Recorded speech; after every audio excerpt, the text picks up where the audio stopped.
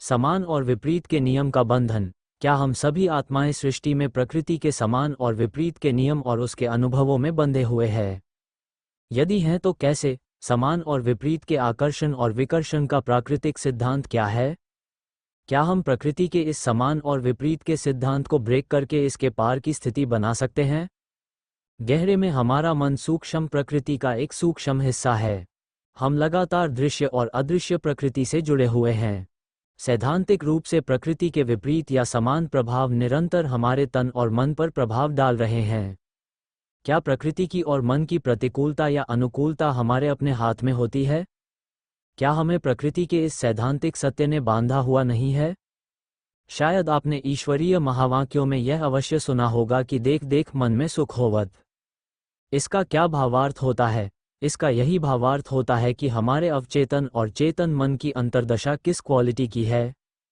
हमारी अंतर्दशा के अनुसार हमें बाहर की चीज़ों का या परिस्थितियों का अनुभव होता है। देखकर खुश होने की यह मानसिक स्थिति हमारे मन की अंतर्दशा के संबंध में बताती है।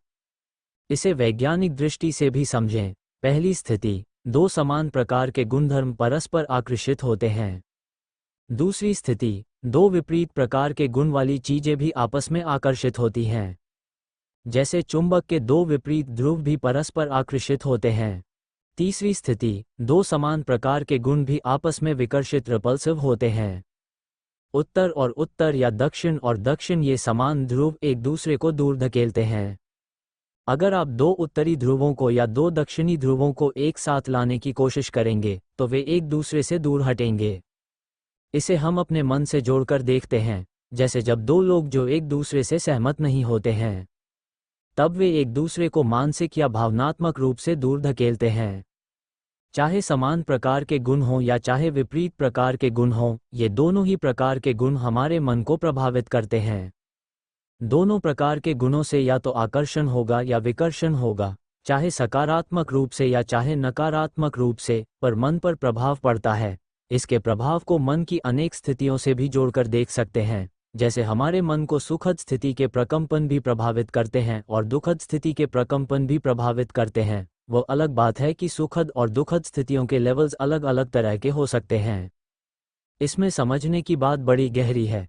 यदि किसी सुखद स्थिति, परिस्थिति और मानसिक स्थिति को देखकर मन में सुखद स्थिति बनती है और ये मनभावन सुखद स्थिति के बनने से ही मन में सुखद अनुभव होता है, तो मन में दुखद स्थिति बनने से भी दुखद अनुभव हो सकता है। यह निर्भर करता है कि देखने वाले की आंतरिक स्थिति की गुणवत्ता पर। सभी सुखद और दुखद स्थितियों के अनुभव तभी होते हैं जब मन प्रकृति के साथ संयुक्त स्थिति में होता है। इस सृष्टि रंगमंच पर सब प्रकार के गुणधर्म वाले लोग हैं। सत रज तम सब मौजूद है। इस संसार में अनेकानेक विषय वस्तुएं भी अनेकानेक प्रकार के गुणधर्म वाले मौजूद हैं। सुखद और दुखद, सकार और नकार सब प्रकार के लोग हैं। चुनाव आपका होता है कि आप क्या चुनते हैं। स्वभावतः अनुकूलता और सकारात्मकता के चुनाव से मन में सुखद अनुभव होगा। स्वभावतः प्रतिकूलता और नकारात्मक के चुनाव से मन में दुखद अनुभव होगा। इसका दूसरा पहलू भी है। मनुष्य जैसा चुनाव कर लेते हैं, जैसा जिसे प्रति स्वीकार भाव रखते हैं, तो मनुष्यों को उससे ही सुखद अनुभव होने लगते हैं। चुनाव की भी तीन स्थितियां होती हैं। पहली स्थिति, इसमें आप चुनाव नहीं कर सकते हैं। आपकी वह स्थिति अनादि आदि ड्रामा अनुसार घटती है। दूसरी स्थिति, जिसमें आप चुनाव कर सकते हैं, लेकिन चुनाव के बाद स्थितियां परिस्थितियां अनुकूल भी मिल सकती हैं और प्रतिकूल भी प्राप्त हो सकती हैं। तीसरी स्थिति, चुनाव करना या नहीं करना असंगत इर्रेलेवेंट होता है। ऐसी स्थिति में कुछ ना कुछ चुनाव हो भी सकता है और कुछ भी चुनाव नहीं भी हो सकता है। मनुष्य की एक तीसरी स्थिति ऐसी भी होती है जिसमें वह स्थिति कर्मातीत या अव्यक्त स्थिति होती है। वह तीसरी स्थिति वास्तव संसार की सामान्य सांसारिक स्थिति नहीं होती है।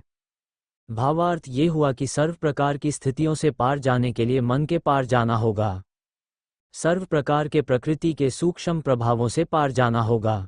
सर्व प्रकार की मानसिक और भावनात्मक स्थितियों के प्रभाव से पार जाने के लिए मन को नियंत्रण में करना होगा। मन को नियंत्रण में करके मन के पार जाने के लिए लंबे समय की मनमनाभव की स्थिति बनानी होगी। ये स्थिति अवश्य बन सकती है, लेकिन ध्यान रहे कि शिखर पर पहुंचकर करोगे क्या। मान लीजिए आप खूब मेहनत करके आबू पर्वत के पहाड़ की चोटी गुरु शिखर पर पहुंच गए। अब वहां पहुंचकर क्या करिएगा? वहां कितनी देर तक बैठे रहिएगा? स्वाभाविक रूप से शिखर पर अधिक समय तक बैठा भी नहीं रहा जा सकता है, क्योंकि शिखर की स्थिति नॉर्मल स्थिति नहीं होती है। इसलिए शिखर पर पहुंचने के कुछ समय के बाद आप चाहेंगे कि अब नीचे समतल में और कर्म क्षेत्र में चलें। उच्चतम स्थिति, कर्मातीत स्थिति, मनमनाभव स्थिति, बीज रूप स्थिति, निराकारी स्थिति इत्यादि, ये सभी स्थितियां बहुत मूल्यवान और शक्तिशाली तो होती हैं, पर इसकी समय सीमा को निर्धारित करना किसी मनुष्य के हाथ में नहीं होता है। अक्सर इसकी समय सीमा सीमित समय के लिए ही होती है।